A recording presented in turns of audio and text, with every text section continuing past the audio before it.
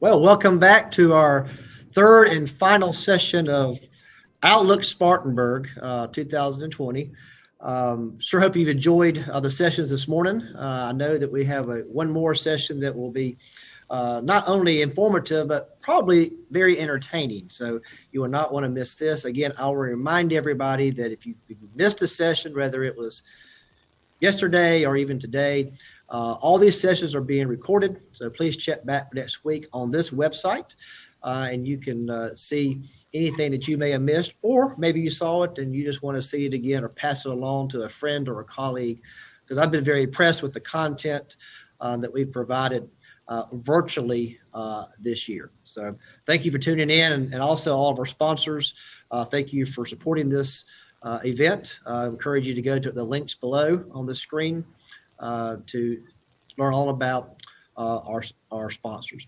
So we just had, or in the process of having, finishing up a national election this year, and there's a lot of changes that will occur based on the results of that election. Some results are not finalized yet. I'm talking about the state of Georgia, where there's two Senate races there. But once that's settled, there will be some changes, not only in Washington, D.C., but also in the state of South Carolina. So we want to talk a little bit about that today, what that means for Spartanburg, what that means for the upstate business community, and what that means for our country. So to join us today is, I want to welcome back a guy that you saw this morning, Jason Zacher.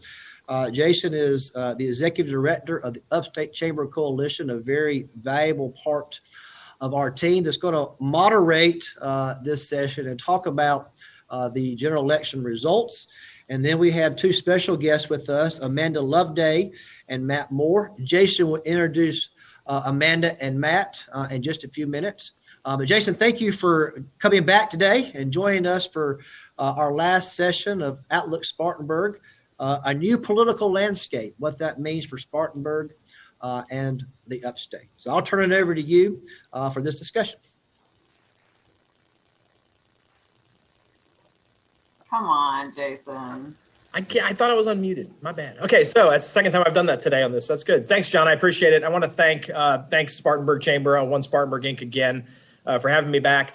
It's great to do this with two friends of mine, folks that we banter about politics all the time, and folks I've worked with tangentially or directly for about 15 years here in state politics, Amanda Loveday and Matt Moore. I will pitch first to Amanda. Amanda, if you want to introduce yourself and tell us a little bit about NP strategy. Yeah, thanks, Jason. Thank you for everyone for being on today and having me. My background started in journalism and then went into politics, and I served as the executive director of the South Carolina Democratic Party when Matt was at the Republican Party. So this is a reunion of sorts for the two of us. We have sparred one many times, not on Zoom though, so this will be fun. And then I went on to serve as communications director for Congressman Jim Clyburn. And for the last 5 years, I have been at NP Strategy, where I'm the COO. We are a strategic communications firm based in North and South Carolina. We have over 20 employees in those two states, 5 cities, and serve large and small businesses, industry with their communications needs, their public affairs needs, stakeholders, PR, kind of all of the things that we can be helpful with. Last year, I served as the chief of staff to Unite the Country, which was the pro-Biden super PAC. So when we talk about the presidential results and election and Biden administration, I have some intel there and have been always very close to the Biden circles and Biden family. And so was happy to serve in that role and happy to see him get elected in November. So again, thank you for having me, and I'm looking forward to the conversation.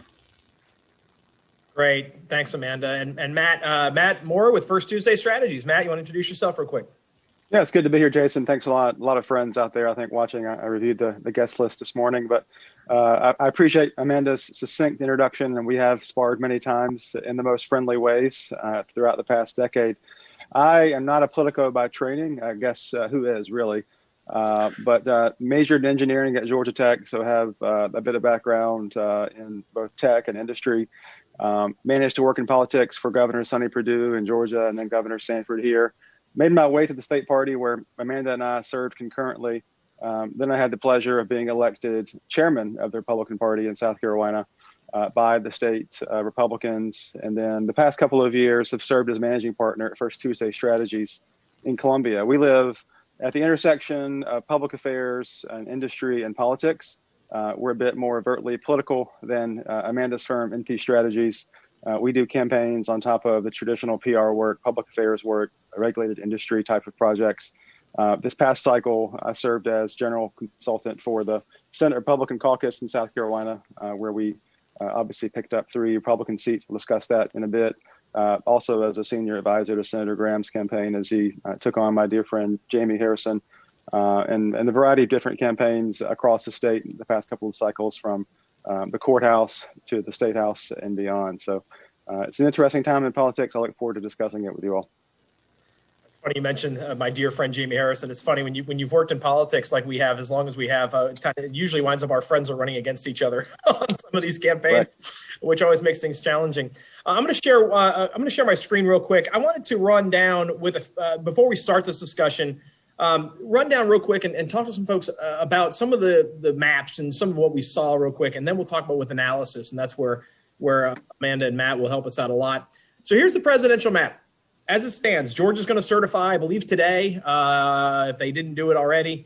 I look at this map, and there's no surprises on here except Georgia. I think that's probably the only one that was really surprising. I think there's a few of these states that could have gone either way. But in general, that's kind of where I think a lot of us thought the map would go. And I would say, when I picked it, I figured 290 or 300 so for Biden. So it's roughly in line of where I think most people figured things would be. But I think the big issue now is going to be the control of the Senate. And right now it's 50 GOP, 48 Democrats, with 2 open seats in Georgia that we'll see, and 2 runoffs on January 5th. And God bless folks that are in the Atlanta TV market for Christmas. I'm going to throw my TV out the window, I think. If you thought there were a lot of ads here up in the upstate between North Carolina, Georgia, and South Carolina here on YFF and WSPA, enjoy that. If you're in Georgia, man, they're going to get blistered. But that's really the control of the Senate. What does that matter? So what's at stake with control of the Senate? And I'll say, bring this in. We're trying to bring this back a little bit to what does it mean for us? Well, let's talk about control of the state budget, Senate Budget Committee for 1 second. If the Republicans get control, this guy will probably have control of the Senate Budget Committee if Republicans keep the Senate. And I think that if the Republicans win one of those 2 seats, that's what you'll see. If the Democrats win both of them, this guy winds up becoming the Senate Budget Committee chair. And I did change those colors intentionally and use the red for Mr. Sanders. But I think that shows that, there's direct things at stake. And I think most people in South Carolina would acknowledge that having Lindsey Graham as chair of the Senate Budget Committee would be very good for our state when we're looking at the Ports Authority, the military presence, things like that. Control of the House is also, it's not up in the air. The Democrats are going to keep control, but it looks like they're going to have a really small majority. They're about 5 or 6 seats out. Republicans lead in all of them. 2 of them are really close. One of them is within a few hundred votes. The other one is 51-49. The other ones Republicans have pretty solid control of. But it's interesting to see that there are a number of flips in California, a number of flips in New York, things like that, which is going to be interesting moving on, that it's going to be a very small majority, and Speaker Pelosi is definitely going to have her hands full. So with that, let's start talking about the election a little bit. And first off, this was an interesting election. Amanda, I'll go to you first. We talk about what are the major disruptions in elections, right? And how do we look at, recession or mass social protests or war, pandemic, things like that. We had a lot of those this year. The only one other than 1968, as someone who was helping the Biden campaign, how did you all look at that when you were working on the election? Yeah, it's a great question. So we started working to support the Biden campaign, not with him, because that would have been illegal. So we were supporting him, and starting in October of 19. And so we were there in the primary cycle because he was getting hit from both sides. It was kind of a unique situation for him. There were President Trump and the Republicans were hitting Biden, and the Democrats obviously were also hitting Biden. So we were there to help manage that. And he was not fundraising to the levels that some of the other candidates in the primary race were. So we focused truly on a different set of messaging from October to February. It was a kind of a general election that this was going to be the moderate candidate who could win the Rust Belt votes that was proven in November, that could really bring this country together and stop the divide that we saw. after the South Carolina primary, when it became clear that he was going to be the nominee, and then COVID hit, it completely shifted every communication that we provided. And it truly became a health crisis. After George Floyd, it became a social justice crisis. And then throughout the late spring, early summer, it became an economic crisis. And so the messaging were kind of continued to roll and evolve as our country kept seeing even more unprecedented times. And with a candidacy of Joe Biden, and why I've loved him for so many years and thought he would make an incredible president. And I'll be honest, I truly believe that this is his time, that there was no other time that a Biden presidency would make sense, except for right now. I could not have told you that back in 08 or in 16.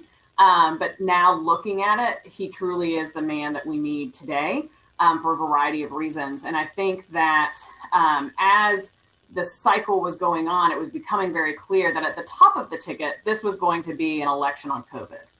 And what I think this conversation will go into, and what I find to be the most fascinating part of this election cycle, was what happened down ballot.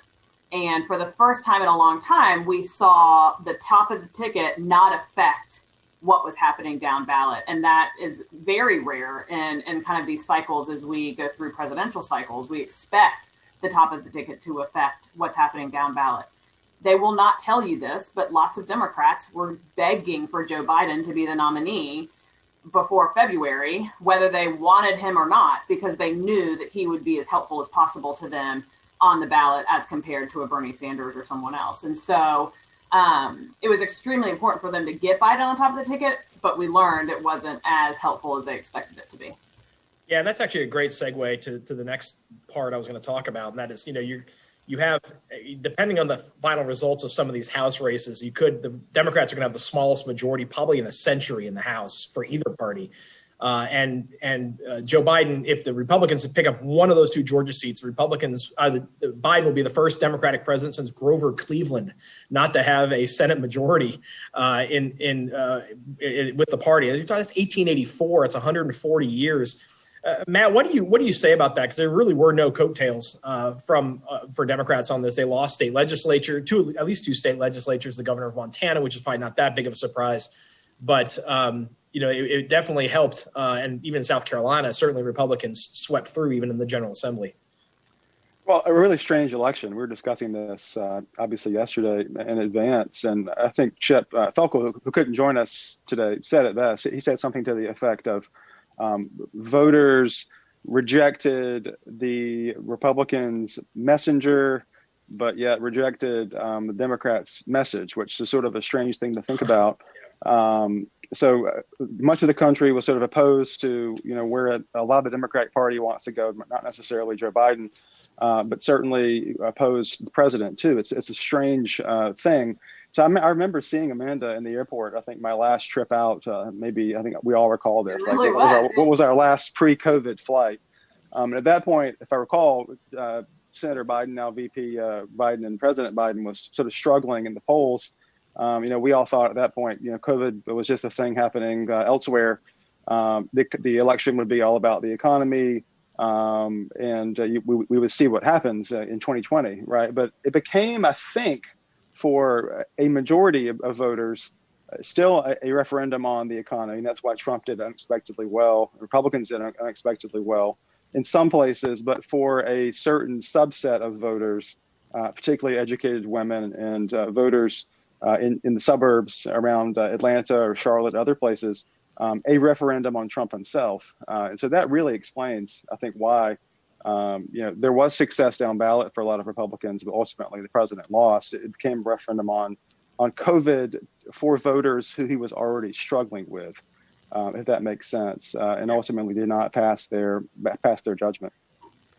So looking at that, I think that's an interesting point that, they rejected the Republican messenger, but they rejected the Democratic message. Looking at Biden, Amanda, as we move forward, Biden is generally a legislator, not an executive. He's comfortable cutting deals. He's not an ideologue. He's a pragmatic centrist at heart, I think. Where do you think he will come down on that? How do you think he will work with the Senate? And does he want to cut deals with Graham and McConnell and that crowd, Romney, et cetera? Yeah, so there's two things to know about Joe Biden that I think are critical for anyone listening in who has a business or an interest in kind of what happens in Washington over the next 4 years. First, Joe Biden is a creature of habit. He has a record longer than any president that has ever served in the White House.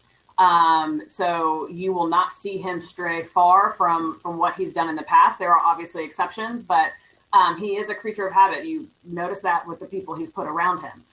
Secondly, he believes that all three branches of government are equal. And we haven't had a lot of presidents recently, Democrats or Republicans, that have truly believed that and have governed that way. And so it's incredibly important to know that as we go into his administration, that he is going to see Congress as his equal when it comes to governing. And he's not going to over executive order. He's not going to sit in the Oval Office and plan to be this leader who is better than the judicial branch or the legislative branch. So I think those two things are important of just knowing him as a man. And I think too, South Carolina will benefit from a Joe Biden presidency. He is fully aware that South Carolina made him president. He is fully aware that Jim Clyburn's endorsement made him president. And I think all of those things will be beneficial to companies and industry in the state as people like the three of us go up there to talk to folks in the administration to fight for South Carolina. And he is, to your point, a pragmatist. He's fully aware that Lindsey Graham did what he had to do to get reelected, and he's now going to govern for the people of South Carolina. And he's going to work with him to make sure that that's done well and right.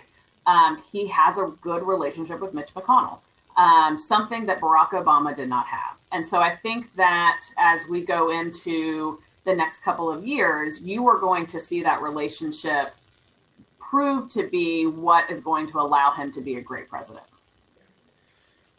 Matt, do you want to add anything to that before we move on? Yeah, I mean, I think what Amanda is saying is true about President-elect Biden's personal style. I do think, though, that both parties are being pulled by their flanks. I think, both the far right and the far left, have not made peace with their respective parties about, what they want the so-called establishment of those parties to do.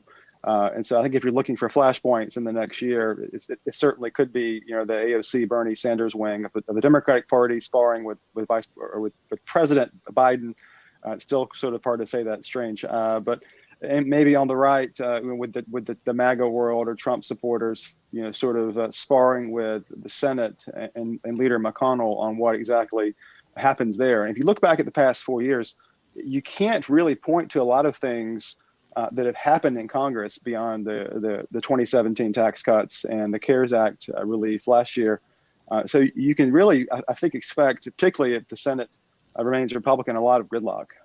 You don't expect gigantic tax increases to come through. I think one, because President Biden won't be for that as a sort of committed moderate, but two, that the political will not be there on the Democratic side, nor the willingness to go along with anything on the right.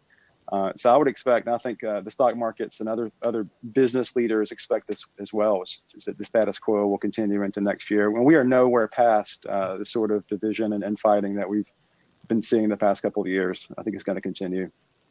And I think, that you've seen the markets all hit new highs in the last few weeks, partly because of the election, partly because of the vaccine news, obviously. And I think that's been, you've seen the business community take a sigh of relief, I think, with what's coming on. You hit on something, though, that I wanted to get to, and I'll have Amanda first talk about this. For businesses, a lot of times, business community always talks about we're trying to be the sane middle. We're trying to play between the 40-yard lines. Well, the folks on the left and the right now, both parties are kind of in a civil war amongst themselves. The Democrats have the centrist versus the left wing. They've got, Medicare for all versus keeping Obamacare, protect the dreamer, citizenship for all, Paris climate deal, Green New Deal. Like there's it's center left versus the far left. And how do you think that's going to play out, as particularly in Congress as we try to move forward? Obviously, I think Speaker Pelosi is going to have her hands full. Yeah, I don't disagree. And I think Matt was absolutely right when he said that the parties are having a hard time with the kind of, he used the word flank sides of our parties. Here's the difference, though, and I'm not saying this to start a fight. The Republicans elected their flank and the Democrats didn't.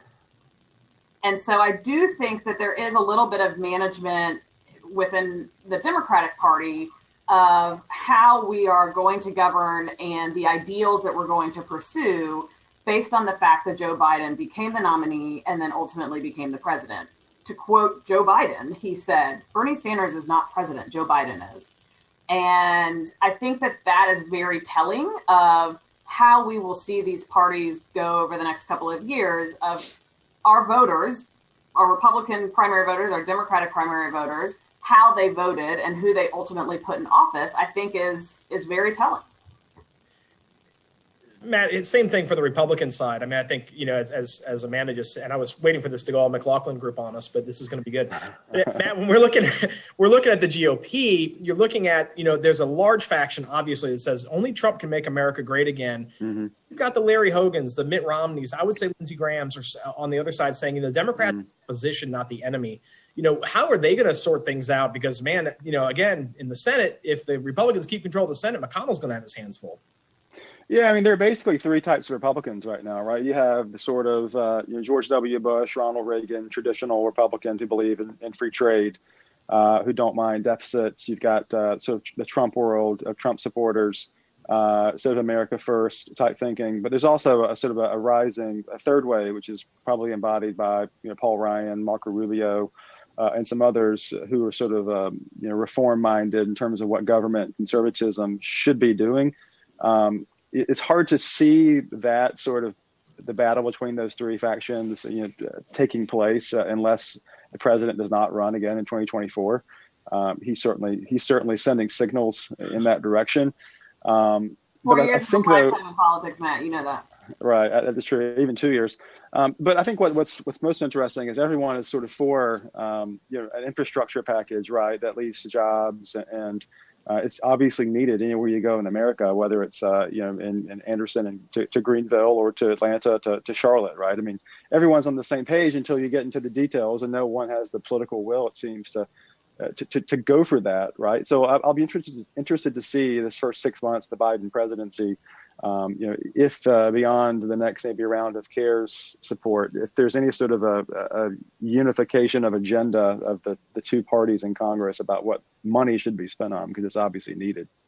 Well, and I'll say too, real quick, what Biden has done with his Build Back Better plan, I think it's proving what he's trying to achieve on a policy level, which is that it's not, when we talk about infrastructure, we're not just talking about roads and buildings and with the typical definition of infrastructure.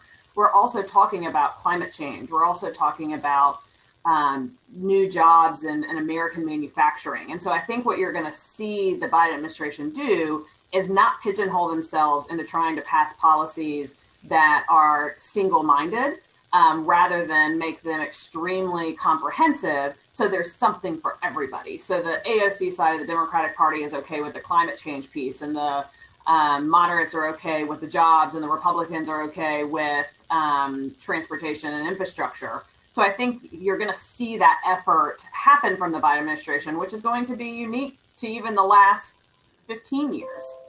Yeah.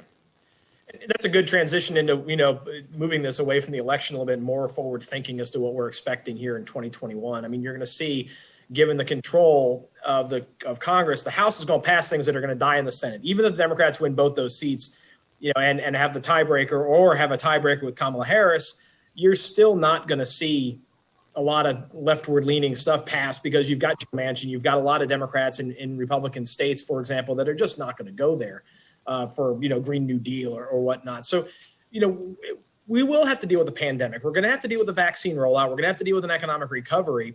Where do you think we will get on some of the issues where there is common ground? I think there is common ground on rural broadband. I mean, you've got Clyburn and Jeff Duncan on the same page. I mean, I don't think they've been on the same page on anything, but they're both pushing that bill. You've got the infrastructure package. You've got to return to multilateral security, NATO, and the EU is not our enemy kind of thing on tariffs. As we look at some of these things, Amanda, I'll go back first. Where do you think we wind up being on a few of these issues? Can we get stuff done? See, and I think we do, and I'm not typically the optimist. I'm typically the realist, but I think that to your point, I don't think the left-wing stuff from the House will get passed, but I think that goes back to that's okay because Joe Biden became president. I think that he's going to take some of these ideas that we've seen discussed on the left side and kind of smooth them out a little bit so Joe Manchin in West Virginia can vote yes for it. I think that that's going to be the benefit of having a Biden administration right now, as opposed to any of the other Democrats that were running, because I think that his efforts is let's get something done. To your point, Republicans are not the enemy. They are our colleagues. And I'd rather have something help the American people and you name the issue than nothing and continued gridlock. So if we have to give here to take there, let's do that. And that's what you saw Biden do when he was vice president in the Obama administration. If they had a piece of legislation they wanted passed, they didn't send Barack Obama to Congress. They sent Joe Biden. And I think you're going to see a lot of that continue. And you're going to see the president go to Congress when he's trying to fight for legislation that he wants to sign. And he's going to make opportunities that both the left and the right can find wins in order to have something that will get out to the American people. Yeah, now that he's in the big chair, I don't think he's going to Congress. I think they're going to go to him now. He will summon them. I don't think he has to. Biden is like a man of the people, Jason. Like he's going to go to Congress. If I were him, I would enjoy my summoning power now. I think professional leaders. Matt, talking about that, looking at a lot of the names, and we'll set the Labor Department aside for a second, but looking at a lot of names to the cabinet, I don't see a lot of really controversial names on there. Heidi Heitkamp for Ag or Meg Whitman for Commerce or some of these folks that have been put out there. Again, labor is going to be a different issue. There's going to be a hard left turn at labor. What do you see, in that regard when you're talking to governing? Is he going to appoint a lot of these, I guess, people that probably reflect a lot of his, or is he going to have to play to some parts of his party that he's going to need to placate?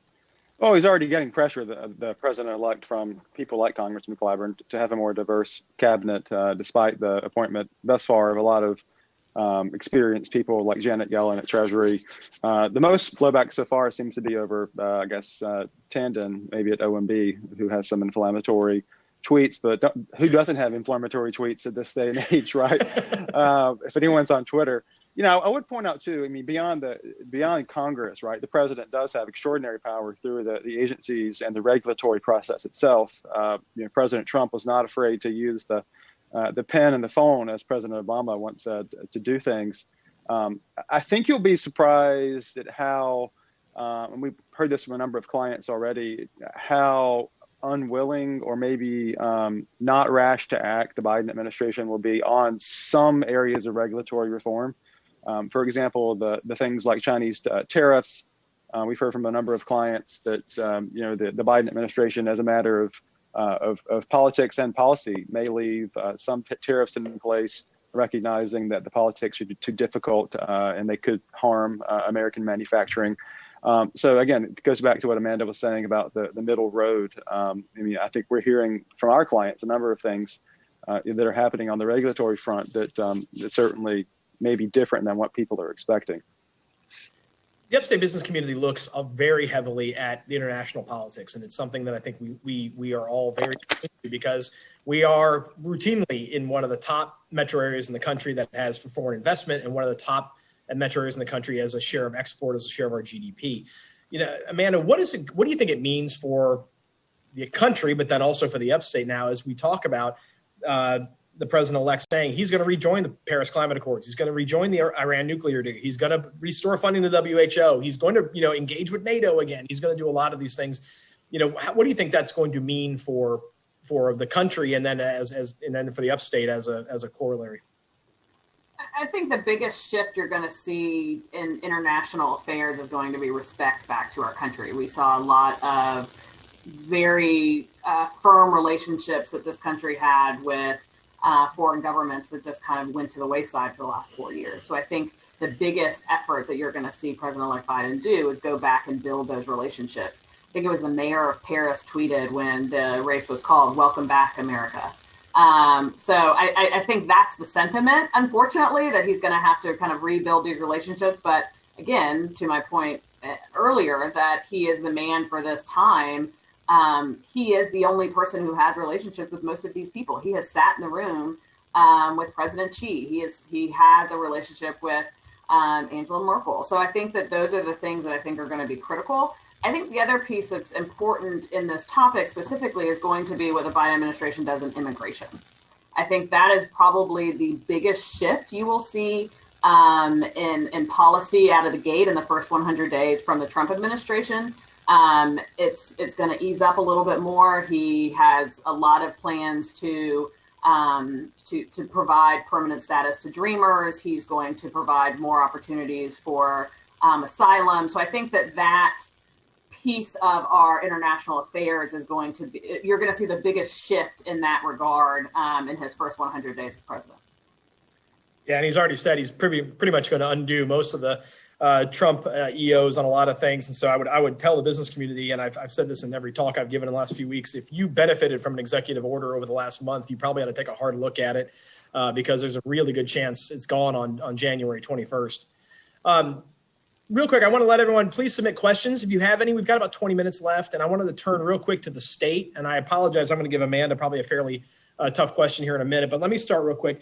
As we look at the state elections and what happened as I'm looking forward to 2021, Matt, what does it mean that the House and the Senate both almost have GOP supermajorities? They're both one vote shy. So if there's a Democrat missing in any vote, the Republicans are going to have a veto-proof majority on something.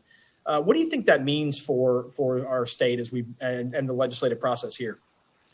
I think Republicans consolidated the election potential that began in the mid-90s, right, with the Republican Revolution.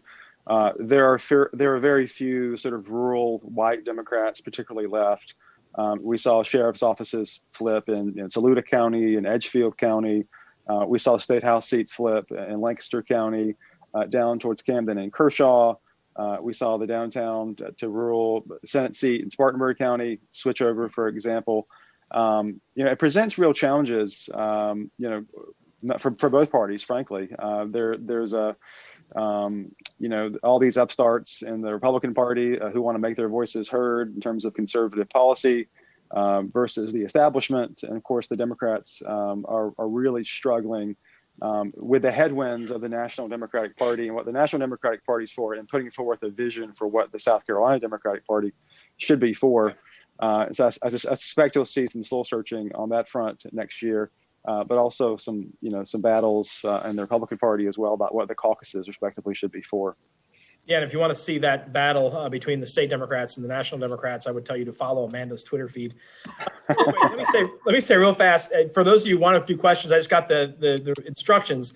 Under your window, you click three dots, choose pop out, type your name, accept the terms, and then post. So click the three dots, pop out, type your name, accept terms, and then post. So if you've got any questions, please submit them now. Amanda, I think that you and I talked a few times, and I talked with a lot of strategists on both sides, and I don't think anyone really thought that Lindsey Graham was going to lose, for example. But I don't think anyone saw a 10-point victory coming. And those folks that say they saw it are lying. So, what do you think ultimately happened here and what in this state? 2 weeks out before the election, I was talking to Republican leaders in the House and the Senate, and they were counting their losses and trying to figure out, we're going to have 78 seats. Now they got 81 in the House, for example. What do you think happened in those last couple of weeks, other than the polling being very wrong, which I think we saw all across the country? So a lot of things. I told you I was going to ask you a tough question, so I'm sorry. Yeah, it's okay. Let me rewind and say, during my time at the party, it was 2011 to 2014, there were a lot of times that I was on calls with the DNC and they said, okay, here's the messaging for, let's say, the Affordable Care Act. And I would say, yeah, I'm not saying that here. That does not translate to South Carolina. And so even back then, we knew that you had to tailor messaging to South Carolina voters, because a South Carolina Democrat is not similar to a New York Democrat or even an Arizona Democrat. And I think that was probably the first problem. Our races became extremely nationalized for a number of reasons. And that hurts Vincent Shaheen. That hurts Mandy Powers-Norrell. That hurts Glenn Reese.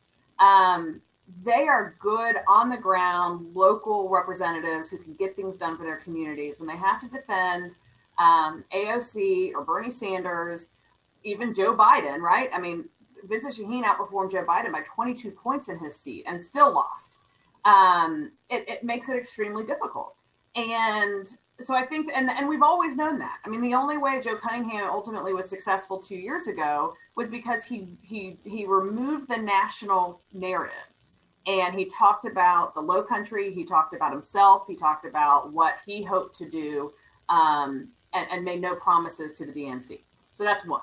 Two, the money got insanely ridiculous. It became, to a point of no return. It was not helpful. It was, it ultimately backfired for a number of reasons. And we are a very inexpensive state to run for office comparatively. And when you saturate so many lines of communication, it's going to be counterproductive. And that's ultimately what happened there. And then finally, it's to Matt's point, or I guess Chip's initially, we lost the message, and we have to go back and do some soul searching, as he said, to figure out what that message is, because we lost a lot of white Democrats in these rural areas. And I think that that's something that we have to figure out as a party.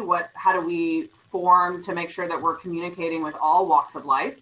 And then finally, and I will say this, there's not a lot of conversation about this. There was a huge deficit between what the Republicans did on the ground, knocking doors, communicating with voters, and what the Democrats did. And I get it. I understand why COVID was an issue and why there were decisions that were made on certain campaigns to keep people safe. But that killed some of our campaigns. And not just in South Carolina, nationally. Yeah, and that's been a discussion already in Georgia, that they're saying the Republicans have a 500,000 voter advantage already on canvassing. The Democrats catch up on in 3 weeks. Matt, let me ask you. Amanda's second point was interesting, and I wanted to go back to it, and the idea of that there was just too much money. One of the things I heard from it might have been Chip, or it might have been someone else. It might have been Tyler Jones. Some of the folks I spoke with after the election said that they thought that actually the amount of money that Jamie Harrison raised and the fact that he was running so many ads so early actually turned out Republican voters because they, folks that may not have been super aware. All the folks probably on this call realize there's an election in November, but I always go back to that poll back before the Tommy Moore, Mark Sanford race back in it was October of 2006, I believe. And the state had a poll, and 60% of voters didn't know there was an election in a month. And you look at that, it was just stunning to those of us who mark those things on our calendars 2 years out. But, did that just rile people up that they all of a sudden were hyper sensitive to that there's an election? And do you think it helped drive turnout? Yeah, and back to the money question, I'll come back to your question too. In the biggest election cycle South Carolina has ever seen, probably maybe 2014 was the biggest. There might have been $20 million spent between all of the statewide candidates and candidates down ballot. This cycle in South Carolina, there was nearly $200 million spent. It is a staggering amount of money, and I think COVID played an effect too, because Jamie started advertising early, which made Republican campaigns think there was a wave coming against them. So we as a Senate Republican caucus started spending money in August and July instead of maybe in late September, October. And so everyone got in on the act. And ultimately, I think Jamie's spending generated diminishing returns to the point of it drove Republican turnout. And we saw polling all cycle, had privy to all the Senate caucus polling and other statewide campaign polling. And you're right, all the polls showed a very close races across the state. What ultimately happened, though, is Republican turnout was 15 to 20% higher everywhere than anyone expected. And that's something that we had never seen. It's a combination of the president sort of being so tuned into media. Everything is nationalized to the point about the Democrats facing headwinds here. Nationally, you can't get a local message out. And then on top of all that, the spending by the Harrison campaign, by the Graham campaign, it was inescapable to not know that there was an election happening this year. And so therefore you saw record turnout. Simple as that. Let me throw you all a curveball based on a question we just received. It's an interesting thing I didn't think about ahead of time, but 2022 is, as you just mentioned, is kind of right around the corner. And we've got a governor's race coming up where I think we're all expecting Governor McMaster to run again. I think he has indicated he's going to. Amanda, with the losses of Mandy Powers-Norrell and Vincent Shaheen and Lori Funderburk and folks like that, I mean, who can the Democrats put up? And then I'd say to Matt, is he going to get a challenger? Is John Warren going to run again? And what are we going to see on that front? I need a bathroom break. Can I? Yeah, you got to go. I'll answer Matt's question because I can't get in trouble. Amanda, why don't you answer all of them if Matt decides he's going to lose his connection? I think John Warren runs. Listen, candidate recruitment is going to be, I am very glad I am not at the Democratic Party anymore. Yeah. And it's going to be extremely difficult. I mean, I've talked to a number of people who were planning to run for governor on the Democratic side, and I've told them not to do it. I mean, it is going to be a tough year. It's already tough because we have the incumbent in the White House, and that's always hard the 2 years after your party gets elected, as President Trump. And then we've seen an incredible turnout on the Republican side that they now have all their contacts. They're now going to communicate to them. And we have some rebuilding to do. So, I mean, we have a lot of work to do on kind of an administrative front that we can't be successful until we do that. So if that can happen in 2 years, great. I'd love to see, I'm not going to name them here because they would kill me, so-and-so and so-and-so run for governor. But until we figure that out, let the Republicans have a bloodbath and see who ultimately becomes successful after a primary. Well, and that's pitch it back to Matt. I know, I'm sorry, your Zoom connection is still connected, but you did see that there was a civil war there for a while, 2 years ago for the primary. And I'm not asking you to predict what's going to happen this time, but obviously, Governor McMaster is an elected incumbent, rather than the former lieutenant governor at this point. And I think John Warren, as we've seen with nominating his, creating his own PAC and raising money for it and getting involved in elections. I'm not going to ask you what you think is going to happen in 2 years, but what is that? What are the prospects of that, especially with Senator Graham getting 55% of the vote too? Well, only one incumbent statewide official has lost in South Carolina in a primary in basically 50 years. That was in 2010 when Curtis Loftus, state treasurer, beat Converse Chalice, who wasn't even elected to begin with. He was appointed by the legislature. Right. So beating an incumbent statewide official in South Carolina in a primary is very, very, very hard and very rare. I think to do it, it's a $10 to $15 million bite. Any incumbent official, whether it's a senator or a governor from any party, will be supported by the national party apparatus, whether directly or indirectly. You generate a lot of favors and friendships, and when you're in statewide office, those people are called to help. And running against an incumbent is a lonely business, and that's why really it's such a rare occurrence that an incumbent loses. Yeah. Certainly, a statewide primary could be happening in 18 months for governor, but don't forget that the South Carolina primary for president could be 3 years from January. So you have all this happening with the governor's race in 2022 potentially. With the backdrop of a presidential primary and President Trump. Why would you have a primary? We have an incumbent president, Matt. Come on, man. Let the guy get sworn in. I'm an advocate for a robust primary process, which I've been on the record about for many years. So you have a number of people. Number one, of course, Ambassador and Governor Nikki Haley and Marco Rubio, Tom Cotton, Mike Pence, who might want to run for president, who will be showing up here potentially in the next 10 to 12 months. So. A lot happening. There's never a dull moment, to borrow a saying of my friend Hope Walker in South Carolina. Too large to be an insane asylum, too small to be a republic, and I think that's pretty accurate.